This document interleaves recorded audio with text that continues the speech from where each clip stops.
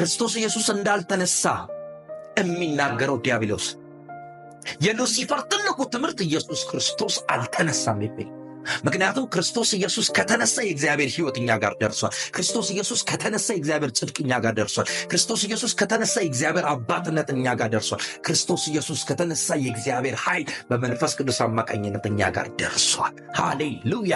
የእግዚአብሔር ጽድቅ፣ የእግዚአብሔር ራይቸስነስ፣ የእግዚአብሔር ፍቅር፣ የእግዚአብሔር ደግነት፣ የእግዚአብሔር ቸርነት በክርስቶስ ኢየሱስ ትንሣኤ በኩል እኔና እናንተ ጋር ደርሷል። ኢየሱስ ክርስቶስ ነፍሱን አሳልፎ ሰጠ ማለት ስለ ሰው ልጆች ሁሉ ነፍሱን አጠፋ ሳይሆን Jesus is continued in us ማለት ነው።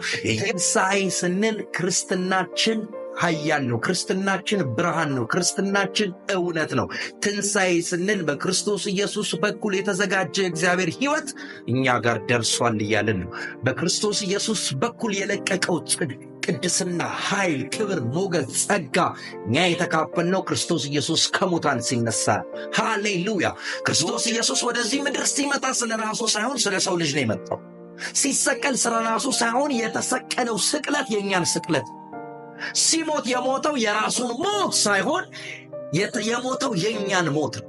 ሲነሳ የተነሳው የራሱን ሕይወት ብቻ አይደለም፣ አት ዘ ሴም ታይም በሱ ሕይወት ከእርሱ ጋር እንነሳ ዘንድ ነው። ሃሌሉያ!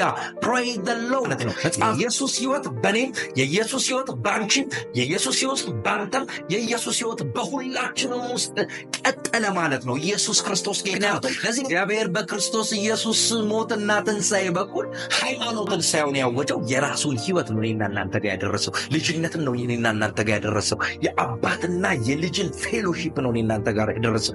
ኤቨርላስቲንግ ላይፍን፣ ዘላለማዊ ሕይወትን ነው እኔና እናንተ ጋር ያደረሰው።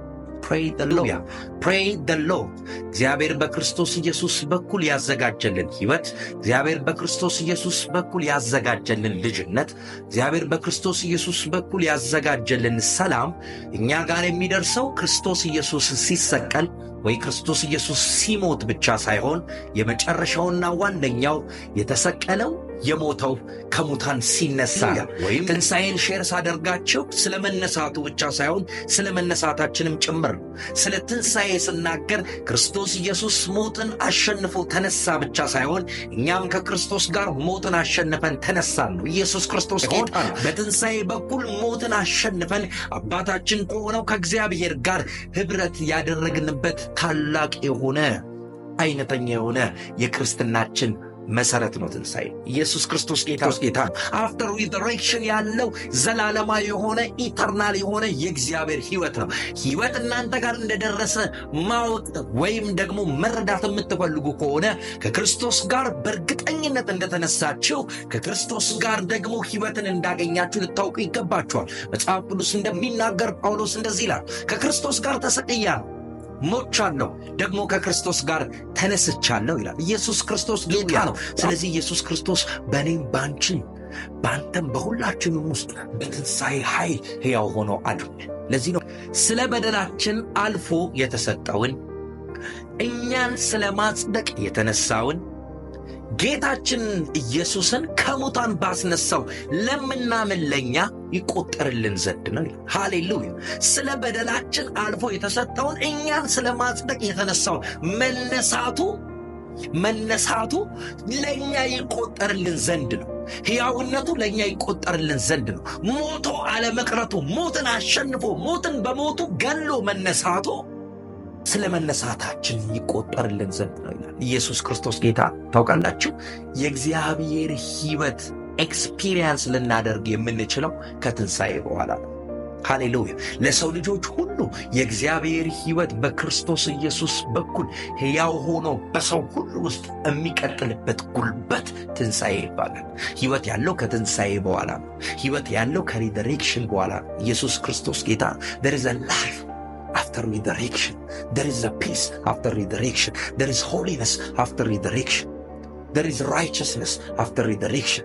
There is a powerful grace after resurrection. ከትንሣኤ በኋላ የእግዚአብሔር ሕይወት፣ የእግዚአብሔር ጸጋ፣ የእግዚአብሔር ክብር፣ ቅድስና፣ righteousness ሁሉ ነገር available ነው። ኢየሱስ ክርስቶስ ጌታ። Our blessing is after resurrection. ከትንሣኤ በኋላ በረከታችን ሕያው፣ ጤንነታችን ሕያው፣ ሕይወታችን ሕያው። የእግዚአብሔርን ሕያውነት በትንሣኤ በኩል ተካፍለነዋልና ኢየሱስ ክርስቶስ ጌታ ነው። ሀብላችሁ ኢየሱስ ክርስቶስ የሞተው ሞት 100% የሂውማኒቲ ሞት።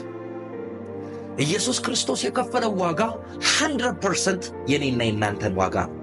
ኢየሱስ ክርስቶስ መስቀል ላይ ያበቃውና መስቀል ላይ የዳረገው የሱ ሥራ፣ የሱ ኃጢአት፣ የሱ በደል ሳይሆን መስቀል ላይ የዳረገውና መስቀል ላይ ያወጣው ደግሞ ወንጀለኛ በሚወነጀልበት ወንጀል ተወንጅሎ በተፈረደበት ፍርድ በመስቀል እንደሚጠረቅ የተጠረቀው ኢየሱስ ስለሱ በደል አይደለም፣ ስለሱ ኃጢአት አይደለም።